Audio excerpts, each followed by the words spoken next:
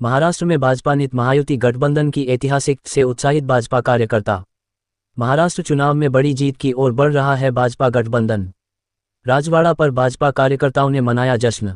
ढोल की थाप पर नाचते दिखे भाजपा कार्यकर्ताओं ने की जमकर आतिशबाजी। राहगीरों को मिठाई खिलाकर किया खुशी का इजहार। पूरे देश भर में भाजपा कार्यकर्ता जश्न में डूबे। भाई साहब, तो और आपने जो भविष्यवाणी की थी उससे भी पार हो चुके। देखिए, मोदी जी का नेतृत्व है, अमित शाह जी की रणनीति, हमारे महाराष्ट्र के दोनों नेता गडकरी जी और देवेंद्र और यूपी के सभी नेताओं की और विशेषकर महाराष्ट्र के कार्यकर्ताओं ने जिस जीवटता से काम किया है, तो किसी ने भी सोचा नहीं था कि इतनी बड़ी जीत होगी। उतनी बड़ी जीत हुई है। मैं मोदी जी को बधाई देता हूँ, अमित शाह जी को बधाई देता हूँ, नड्डा जी को बधाई देता हूँ और विशेषकर महाराष्ट्र की जनता को बधाई देता हूँ कि उन्होंने एक बार फिर से बता दिया कि पूरा महाराष्ट्र मोदी जी के साथ भारतीय जनता पार्टी। मतदाताओं ने क्या पसंद किया, किस तरह पसंद किया जो एक तरफा उलटकर देखने? लोकसभा में एक गलत नैरेटिव था और कांग्रेस ने और विपक्षी दलों ने बनाया था। महाराष्ट्र की जनता को समझ में आ गया, खोटा सिक्का बार बार नहीं चलता है। ऐसा है कि जो कलदार सिक्का है वो हमेशा खनकेगा, कभी भी खनकेगा। तो भारतीय जनता पार्टी की विचारधारा, नीति, नेतृत्व, इसके प्रति महाराष्ट्र की जनता का विश्वास है और मैं समझता हूँ महाराष्ट्र की जनता का सारे देश का विश्वास। लड़की बहना का कोई असर का असर है। जब भी कोई चुनाव जीता जाता तो उसमें गुलदस्ता रहता है, उसमें बीच में मोदी जी का फूल लगा हुआ है, इधर अमित शाह जी का फूल है, इधर नड्डा जी का फूल है, उधर नितिन गडकरी जी है, उधर देवेंद्र बाबू है, तो गुलदस्ता रहता पूरा। उसमें सरकार की नीतियाँ, सरकार ने जो नीतियाँ हैं और विशेषकर हमारे देश के प्रधानमंत्री ने 2014 में कहा था कि 50% आबादी जब तक सशक्त नहीं होगी जब तक देश मजबूत नहीं होगा। और इसलिए महिलाओं के लिए जो योजनाएं बनी है केंद्र सरकार की और प्रदेश सरकार की, तो मुझे लगता है महिलाओं ने मतदान बहुत अच्छा किया और भारतीय जनता पार्टी के पक्ष में। झारखंड में क्या कमी है? अब झारखंड के बारे में मैं अभी कुछ कह नहीं सकता क्योंकि मैं झारखंड से बिल्कुल, मेरी खाली शिवराज जी से बात होती थी तो उनको भी कॉन्फिडेंस था कि हम जीतेंगे, और कहाँ कमी हो गई वो हम विश्लेषण।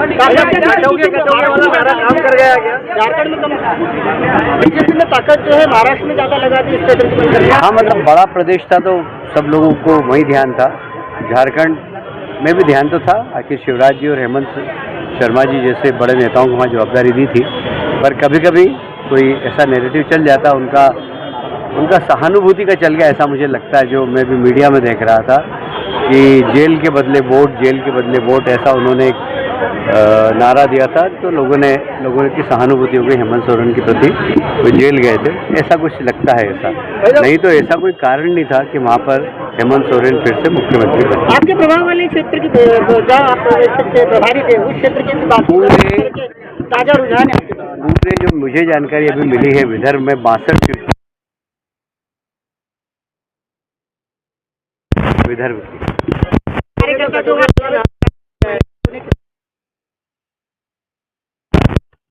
450 कार्यकर्ता थे पूरे विदर्भ के अंदर और उन्होंने भी मेहनत की और विशेषकर स्थानीय कार्यकर्ताओं को ज़्यादा श्रेय है। मतलब महाराष्ट्र में बटोगे तो कटोगे नारा काफी कारगर साबित दिखाई दे रहा है, क्या मानते हैं जिसका कारण इसे? देखिए, सिर्फ ये कारण नहीं है, मैं कह रहा हूँ, विकास भी कारण है, कुशल प्रशासन कारण है, मोदी जी का नेतृत्व कारण है और इसलिए किसी एक विषय पर कभी भी चुनाव जीता नहीं जाता। मैं कह रहा हूँ कि एक गुलदस्ता होता है, गुलदस्ते में सब लोग हैं, सब चीज़ होती है। अब उसमें लाडली बहना भी, हम उससे इनकार नहीं कर रहे हैं, वो योजना भी है, तो सभी पर मोदी जी के प्रति और भारतीय जनता पार्टी के प्रति विश्वास है, ये एक संदेश महाराष्ट्र की जनता ने दिया। क्या लगता है आगे शरद पवार, उद्धव ठाकरे जैसे राजनेताओं का घर बैठा तो दिया है जनता ने, लेकिन संघर्ष लेने नहीं। मैं दूसरा प्रश्न करता हूँ कि क्यों शरद पवार, उद्धव ठाकरे और कांग्रेस को लोग वोट देते, क्यों देते, क्या कारण है, उन्होंने क्या किया?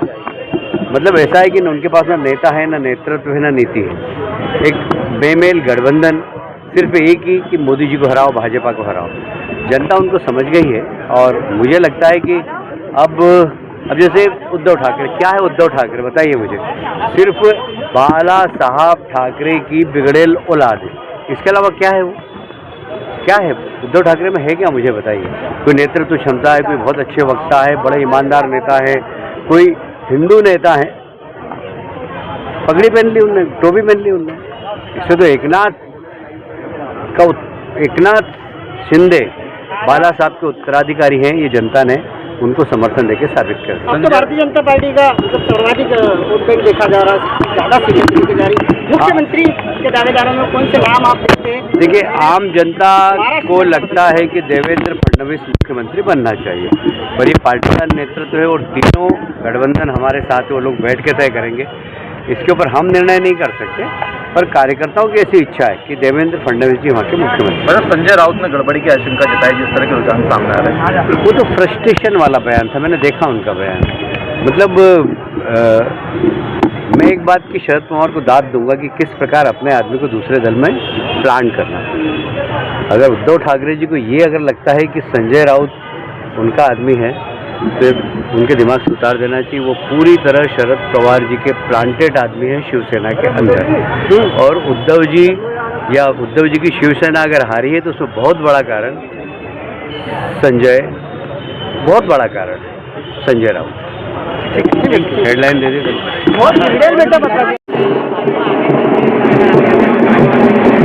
महाराष्ट्र की जनता का मैं हृदय से आभार व्यक्त करता हूँ, जो उनसे भारतीय जनता पार्टी और महायुति की जो सरकार वहाँ बनने जा रही है, माननीय नरेंद्र मोदी जी, माननीय देवेंद्र फडणवीस जी, शिंदे जी, सभी के नेतृत्व में वहाँ भारतीय जनता पार्टी की सरकार, महायुति की सरकार बनने जा रही है। जो भारतीय जनता पार्टी ने विकास किया नरेंद्र मोदी जी के नेतृत्व में, जो देश में काम चल रहा है, उसको लेकर वहाँ की जनता ने बहुत ही प्रचंड बहुमत से भारतीय जनता पार्टी को जिताया है, महायुति को जिताया है। मैं इंदौर के भी सभी कार्यकर्ताओं को बधाई देता हूँ, सबको शुभकामना देता हूँ। बहुत बहुत धन्यवाद। और भी जगह चुनाव के परिणाम आना शेष है, क्या लगता है? सभी जो भारतीय जनता पार्टी जीत रही है, आपके हमारे मध्य प्रदेश की दोनों सीटें भारतीय जनता पार्टी आगे चल रही है और यहाँ भी हम जीतेंगे।